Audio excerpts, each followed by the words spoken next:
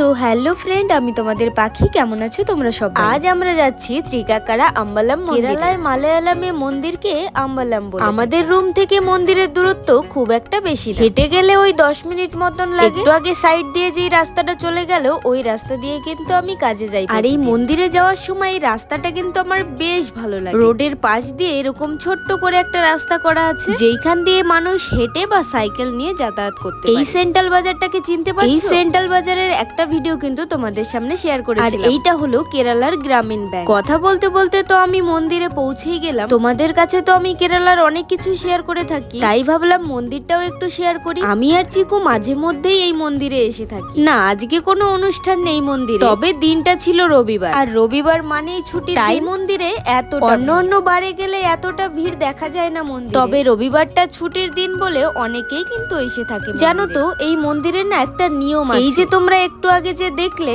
দুটো দাদাকে জামা খুলতে, এটা দেখে আবার খারাপ ভেবো না। এটাই হচ্ছে এই মন্দিরের নিয়ম। মানে তুমি মন্দিরের ভেতরে যদি ঢুকতে চাও, তাহলে ছেলেদেরকে জামা খুলেই ঢুকতে হয়। সে তুমি টি শার্ট পরো বা শার্ট, সবটাই কিন্তু খুলেই যেতে হবে তোমার। আর আমি এটাও শুনেছি কেরালার নাকি সব মন্দিরেই এই নিয়ম। আবার আমি এটাও শুনেছি যে কোনো মন্দিরে নাকি ধুতি না পরলে ছেলেদেরকে ঢুকতেই দেওয়া হয়। এই মন্দিরে এক সাইডে বাবা ভোলানাথের মন্দির, আর এক সাইডে ভগবান কৃষ্ণের মন্দির। আর সাইড দিয়ে দেখো কেমন ছোট ছোট করে প্রদীপ লাগানো আছে। এগুলো বিভিন্ন অনুষ্ঠানে কিন্তু এই প্রদীপগুলো জ্বালানো হয়, তখন দেখতে কিন্তু বেশ সুন্দর লাগে। যখন কোনো অনুষ্ঠান হবে তখন তোমাদের সামনে শেয়ার করব। সামনেই তো শিবরাত্রি আসছে, ওই দিন কিন্তু এই মন্দিরে অনুষ্ঠান হয়ে থাকে। সেদিন তোমাদেরকে আরো অনেক কিছু শেয়ার করব। শুধু যে শিব মন্দির আর কৃষ্ণ মন্দির আছে সেটা বলা ভুল, আরো অনেক কিন্তু দেব দেবীদের মন্দির আছে। এই যে দেখতে পাচ্ছ ছোট্ট ছোট্ট ঘরে কিন্তু অনেক দেব দেবীর মূর্তি রাখা আছে। আর এইখানকার নিয়ম হলো এই ছোট্ট ছোট্ট মন্দিরের সামনে থেকে নমস্কার করে